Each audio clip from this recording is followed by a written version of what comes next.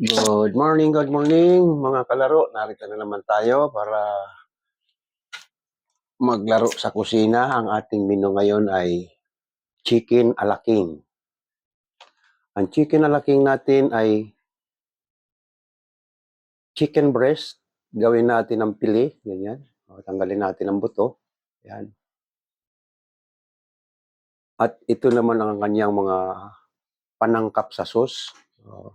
White sauce ito. Ito, kabuti, mushroom. Ayan. Yan ang laman niyan. Nilatang mushroom. Pero pwede rin sa sariwa. Mayroon tayong nabibili sa palengke sariwa. Pero pag wala, itong naka-preserve, nakalata. Ayan, kabuti. Chop-chop na lang natin para sa sauce. Ito nga, mushroom, onions, carrots, celery, bell pepper. Yan ang panghahalo natin sa sauce niya. At imamarinate lang natin to. Nasa pakasimple lang na i-marinate natin dyan. Vinegar. Para magkalasa lang natin chicken. Kaunting paminta.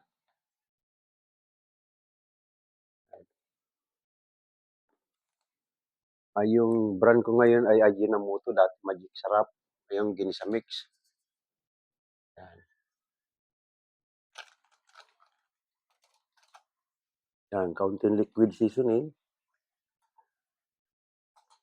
Hindi natin. At lagyan natin ng kaunting salt para may lasa na. 1/4 lang kasi may seasoning na. Mamimix lang natin ng ganito. Yan. Yan. At gagawa tayo ng kanyang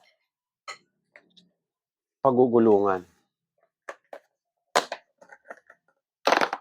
Pagugulungin natin sa flour at breadcrumbs. Ayan. 3 kutsara. Good for 7 person. 3 kutsara lang na flour. Lalagyan natin ng breadcrumbs. Sa akin kasi, hinahaluan ko kasi ayaw kong nasusunog agad. Pag pure na ganito, erekta mo, nasusunog. Yun sa akin na-obserba na. Kaya hinahaluan ko ng kaunting flour.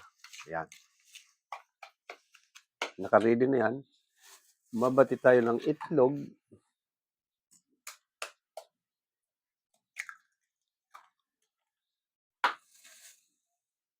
Kaunti lang, babasahin lang natin yan para lumikit ito. Marinate. Pagugulungin lang natin dito bago natin pagulungin dito sa cornstarch. At ang ating sauce, ito, gagamitin natin ay Nissin cream para maging white sauce. Ayan. Okay, doon na tayo sa kitchen. Punta na tayo ng kitchen.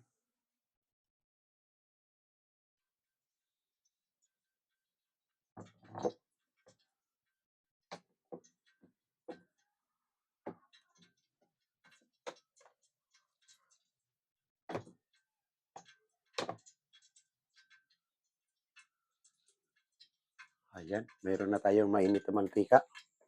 Pinainit ko nitong mantika.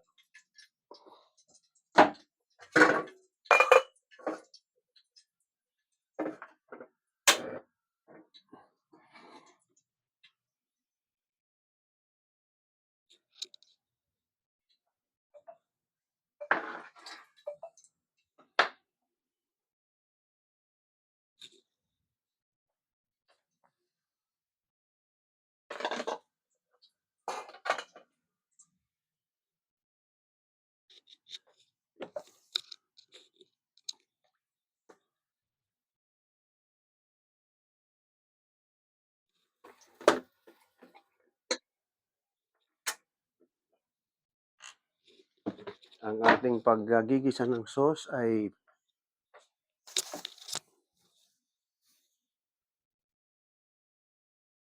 igigisa natin sa star margarine. Hindi, nito butter pala ito nilagay ko sa lalagyan ng star margarine. Butter ito, igigisa natin itong ating sauce.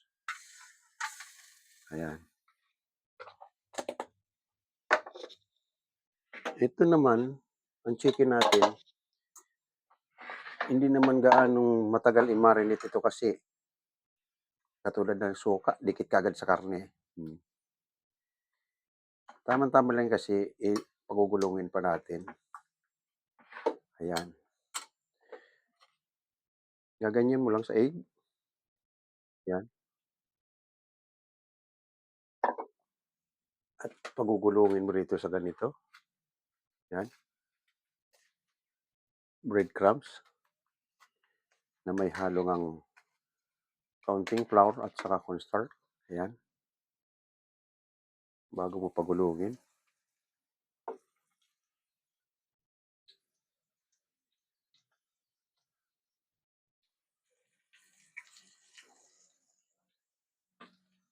Ayan.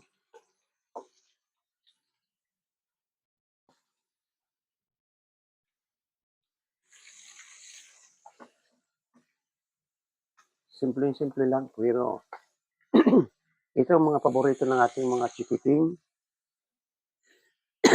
Pwedeng ipakain na may sauce, pwedeng pagka-prito mo lang ganito, pwede mo lang ibigay sa kanya, pero ang mga bata kasi hindi mahilig sa sauce, kaya kailangan ng kamarinate ito para may lasa na.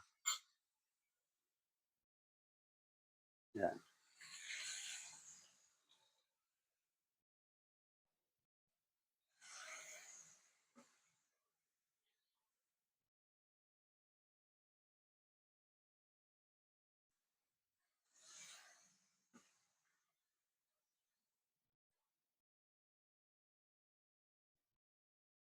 Ayan. Sobra-sobra pa yung 1 pieces eggs, pagulungan ng good for 7 person na chicken. Ang purpose lang naman itong eggs nito, dumikit yung ating breadcrumbs. At pampalasa na rin. Doon na rin tayo pampalasa. Ito, habang piniprito natin, gagawin naman natin yung sauce.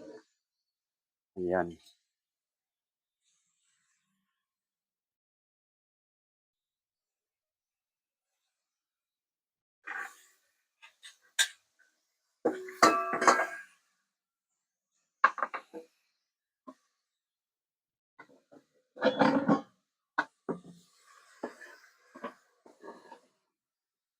Itong ating pinagpagulungan ng ating chicken, dahil gagawa ka ng sauce, pampalapot, pwede mong kunin ito. Ayan. Para hindi masayang. Ayan.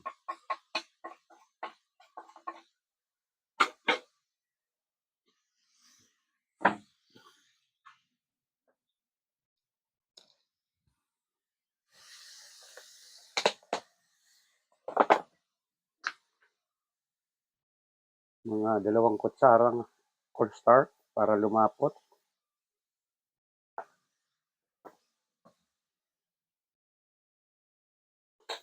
Ayan.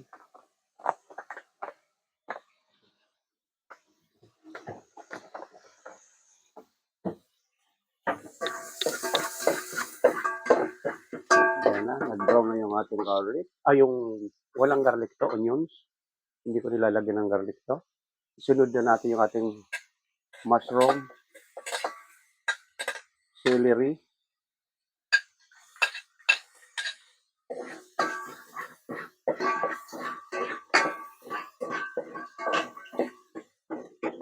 yan.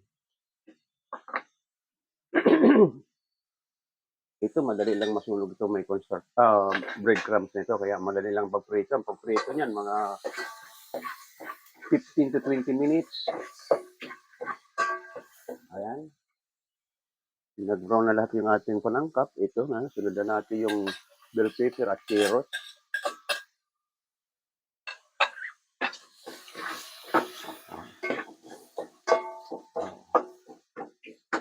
Wala. Naubusan ako ng stock ng chicken cubes. Dapat may chicken cubes to. Naubusan ako.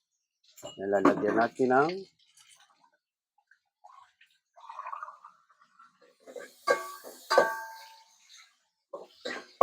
one,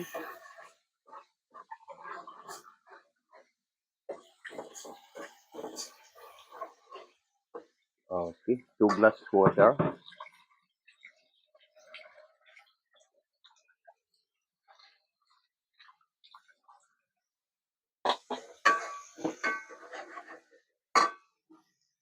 Ito, habang ginagawa natin yung ating sauce, imimix natin itong pampalapot na cornstarch.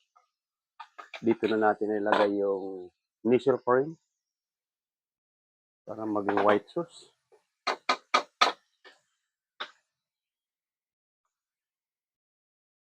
Isa. Oh, 2 kutsara lang na all-purpose cream. Oh, malasa na ito kasi good for 7 person naman. Sobra-sobra pag inubos natin sa box.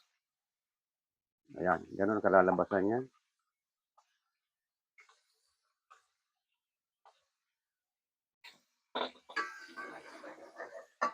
Lagyan natin ng kaunting paminta.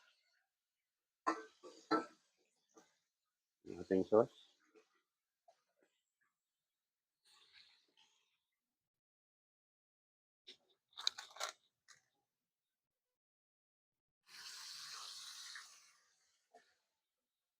Lagyan natin ng kaunting Vitamix. Dati, Magic Sarap. Ngayon, inalitan kong Vitamix. Nagawa ng Ajinomoto.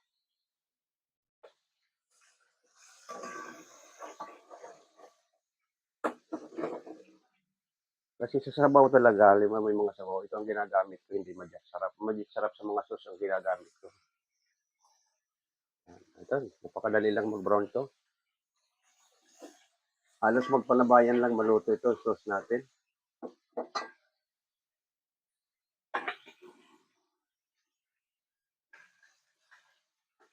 Yan. Brown ka agad, oh.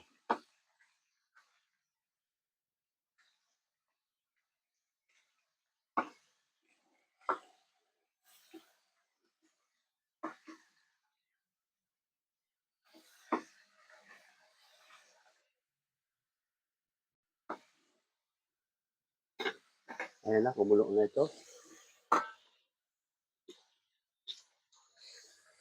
Kaya natin ang kaunting liquid seasoning para ang lasa ay suwak-suwak. Yan. Walang tuyo ito kasi white sauce.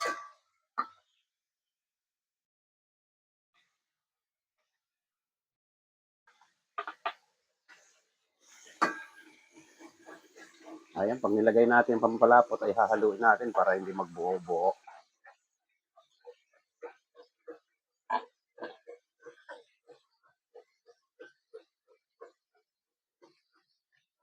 Ayan. Okay. Ayan. Pinalaking ng sauce. Oh. Ayan na.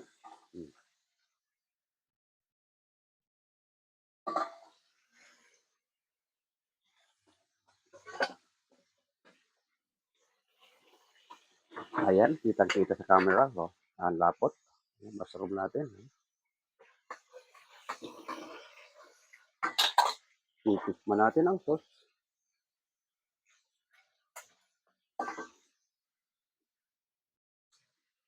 Ayos. Medyo matabang. Counting salt. Half spoon lang.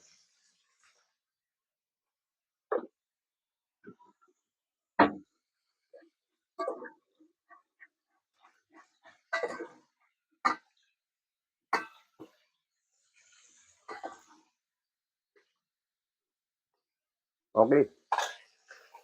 Nakuha mo. Tapos na sauce.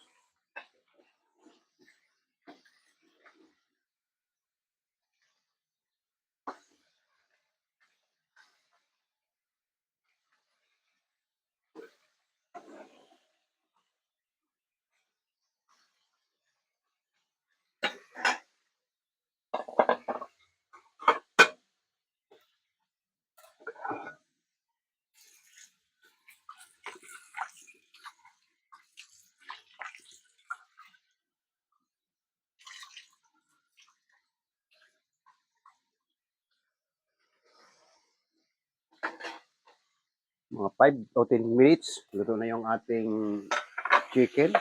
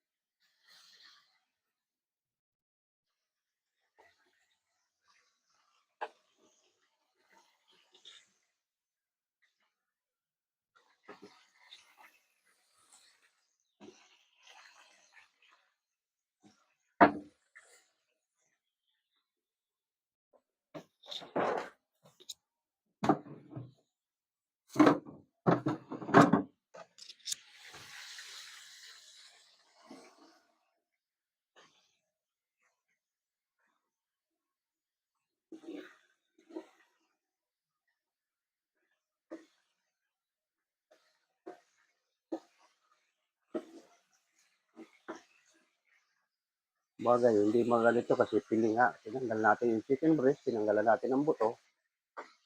Kaya walang ano yung walang kakaba-kabang mahilaw. Saglit lang maluto ang chicken breast.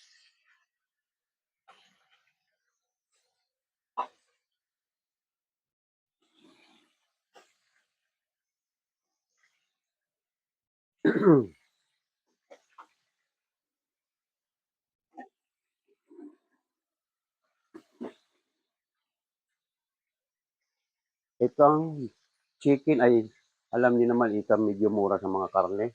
Oo. Magmula sa karneng baka, napakamahal. Karneng baboy o karneng kambing. Ang chicken lang natin ang medyo mura. Kaya sa masa, ito talagang inaano rin ng taong bayan. Na depende na lang sa ating paggagawa kung anong klaseng gagawin natin na remedyo. Ito naman, ang chicken alaking, kumbaga sa ano ay inaakit natin yung ating mga batang kumain ng maayos. Kasi ang alam mo naman pag nakarinig sila ng chicken alaking, punta tayo sa McDo, punta tayo sa KFC. Kaya ng mga mahihilig magluto ng gano'n, yan, may mga menu sila dyan ng gano'n. So ngayon, para hindi mo nadadalhin sila sa McDo o sa KFC, dito na lang sa bahay. Ayan na. Okay na ito. Pangit naman madry.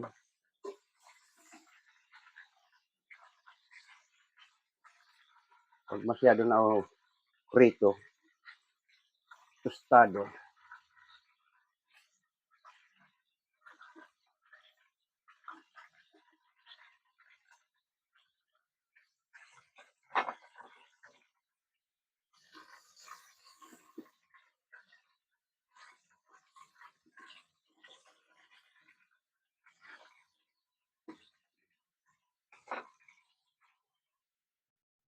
Okay.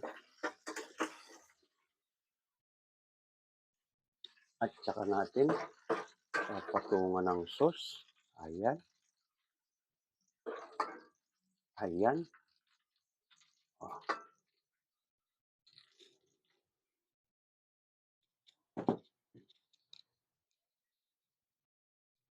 punta na tayo sa dining. Oh,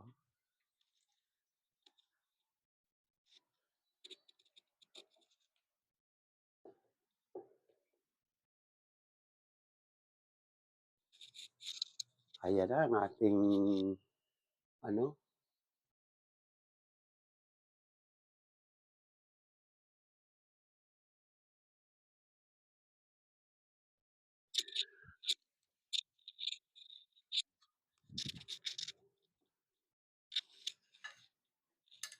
Ito na yung ating finished product ng ating chicken alaking. Ayan. Ayan. Sa mga bata, hindi na yan nila kakailanganin ng gagamitan pa ng sauce. Dahil malutong na malutong. Ayan.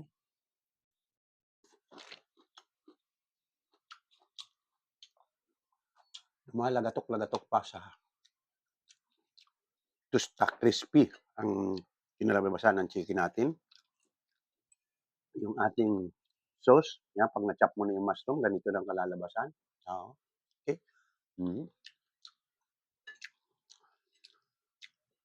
Sa sauce pa lang, kahit hindi mo na nakalagamitan ng chicken, pwede mo nang iulam sa kanin. Sauce pa lang. Oh. Yan. Sa sauce pa lang. Kinapos man yung chicken mo at gusto mo pang kumain, pwede mo nang iulam yung sauce sa kanin. Yan.